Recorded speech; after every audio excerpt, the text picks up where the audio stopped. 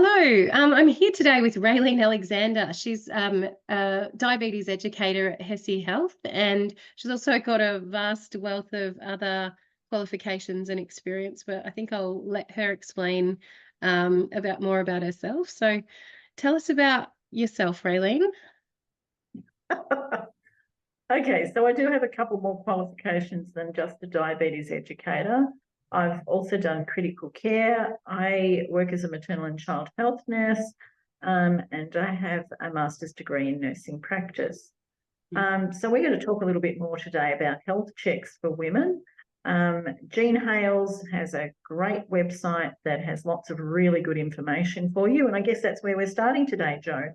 We've got a list there of lots that are really important to start thinking about, especially when you get to about the age of 45.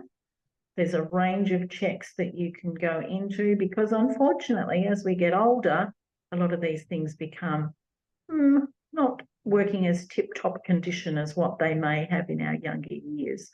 So if we can 45. Get onto things early enough, we can treat them. Yeah, 45. That's okay. So I'm gonna have to start getting onto these things. How do I know what to do, Raylene? Well, there's a very nice list here that I think you can probably work your way through. Some of them may or may not be pertinent to you right now, but certainly they're worth having a think about depending on what your lifestyle's like and certainly what your family history is. So if you've got a family history of people having, say, bowel cancer, then it's a good idea for you to actually do those checks from an early age to ensure that if you do have something, it's picked up early and it's treatable then, usually. So we can do that. Makes a big difference. Thank you. So you're going to be very busy, Jo. Yeah, I know that's the thing, isn't it? Just got to make time for these things, though. Absolutely. And look, what we do know is that, if we can get onto things early, preventative screenings are really useful with saving your life, basically. So lots of people I know have basically found things very early on and been able to recover well and get on with their life. So for that short amount of time it takes you to actually go and do a screen, it can just repay you so many times over. So I highly recommend it. It's well worth you making the time to do that. Yeah, and the peace of mind, I guess, at least if you do, know that you're prioritising your health. Absolutely. Absolutely. And look, we don't want to be unwell. We don't want to be immobile as we get older. It gets really hard. So, I think trying to keep ourselves well and healthy above all is a really big priority that sometimes we don't realise until it's too late, unfortunately. And, the way our medical profession has improved has just been so amazing, to support people. And I think if we can save lives, then, these tests should be utilised as much as possible. And I love that a lot of them are free. So I think you're going to tell us a bit more about that. Yes, which makes them, another reason why we should not be leaving them alone. We should get in there and get them done. True. So the heart health one is the first one that we're going to have a little chat about. A lot of the things I go to, we get told your blood pressure is one of the most important things to keep under control. So certainly if you have any issues with your blood pressure now, hopefully you are under a GP and you have medication to help you keep that where it should be. We know with your blood vessels, they allow nutrients to get to our cells. They also clear away the waste. So if those channels aren't working very well, it's a bit like your freeways, Jo. If they get a bit blocked up, we don't get a good flow of traffic. Well, same thing in our bodies. So really important to keep them well and healthy. And one of those ways is looking at your blood pressure and also your cholesterol. So if we have too much cholesterol in our bloodstream, we tend to form a few fatty plaques. We're a bit like roadblocks along the way, which doesn't help us either. So really good to keep your eye on those things and see whether they're within normal limits. So that's just a blood test, is it? Like, is that something that is easy to measure? Blood test.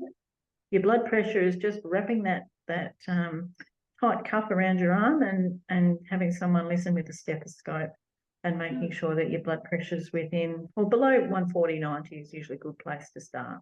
Yeah, see, look, that's something I wonder how many people know, that baseline for them and what their blood pressure is just on that average day. So yeah, it's certainly a good idea to know where you sit. And then if things change, I think then that's a good indication that there's something going on in the background. Exactly. So a lot of these things at 45 is a really good baseline to begin with.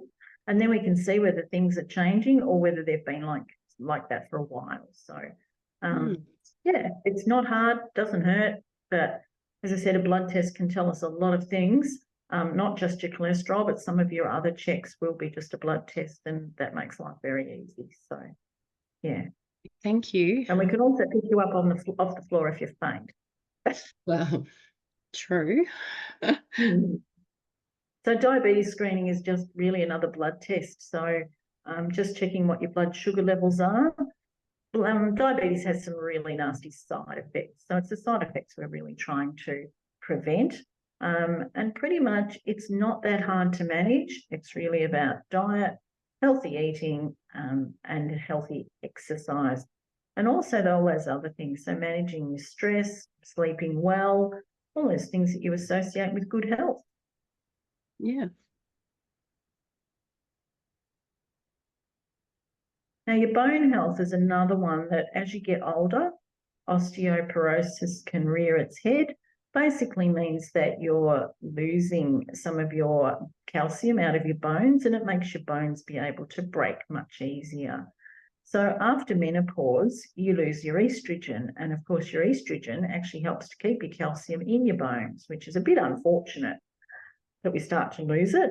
But look, we can monitor that, and there are certainly some very good medications for helping you keep your bones in a healthy state.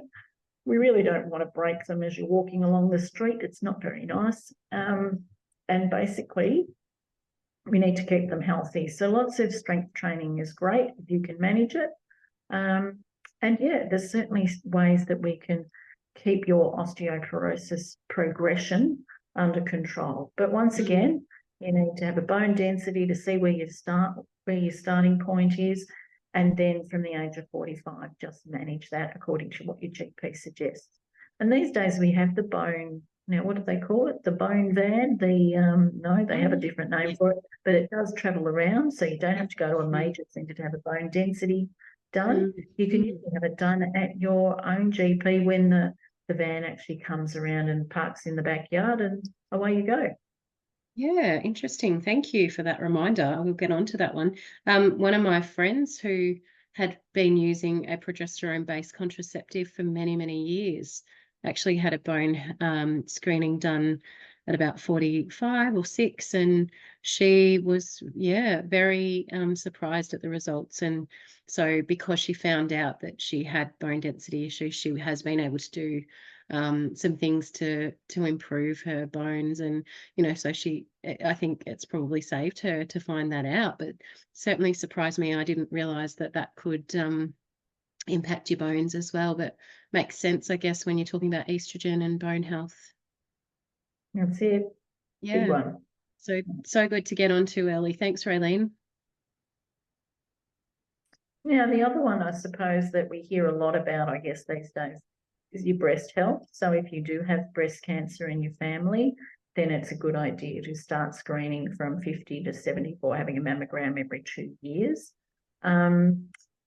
Under 40, it's a good idea to pretty much know what your breasts look like, feel like. Do they have lumps? Do they not have lumps?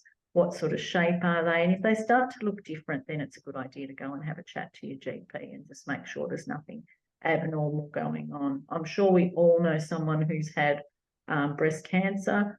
I'm sure we all know someone who's probably passed away from that. So really important to know what's normal for you and what's not normal. And apart from that, it's go with your gut. You'll know what's right for you and what's not. And if it's not right, well, let's get it sorted. So once again, get in early. I think that whole idea of even every month, you know, just making a point of checking when you get out of the shower or get in, and just thinking about putting it, you know, just a decent feel around to notice if there's anything that's different going on. So really great info. And then again, if you're 50 to 74, then there's a free screening that you can access through Breast Screen Victoria. So that's also It's just pretty part easy. of You the, just book online. book online and Pretty much. Yeah. follow it up. And we do know there are people who get busloads together and go and do that booking all in one day from country towns, which makes a big difference and can really help with the prevention thing and make it fun at the same time. So Yeah, good point. Thanks. now the bowel cancer screening, little packages turn up in the mail every second year.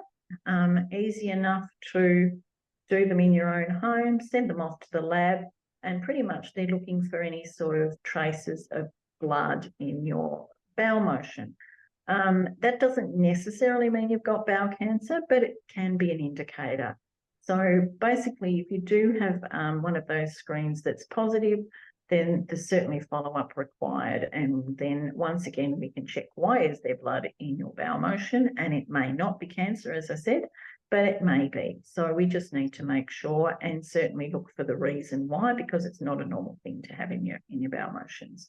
So basically, it's, you know, can all be done in your own home. It's just a matter of making the time to do it. And I think now it's just 2 samples, one after the other, and just making the time to do it. It's pretty simple. And once again, it can make such a big difference to your future. And it's, again, that 45 age pops up because it's now changed from 50 down to 45 that you get your free screening kit. So, wow, there you go. So getting onto it even earlier is a really positive. But yeah, 45, you can do your at-home screening test. And I think important, as you said, Jo, earlier, all of these things are free. So it's not that hard to do. So, you know, now cervical screening is another one that, yay, thank goodness, it's much easier now. It's called a cervical screening test. They basically use a swab that you just slide into your vagina and swirl around, a bit like the COVID in your mouth, same sort of process, and off it goes to the lab. So no more of the whole feeling like you've left your dignity at the door and having to turn up to a GP and basically exposing yourself to the world. So that's good to actually know. Yeah. Look, it's much better. At-home testing, you know, if it's for a young person who hasn't had the opportunity to have a pap smear, what a great relief to just know that you can do it yourself. We're going to have to wrap things up today, Raylene. We're running out of time. So the last one is the skin check. Yes. So certainly have a look at your skin, have a look at your partner's skin, make sure you're looking on the head, the hair,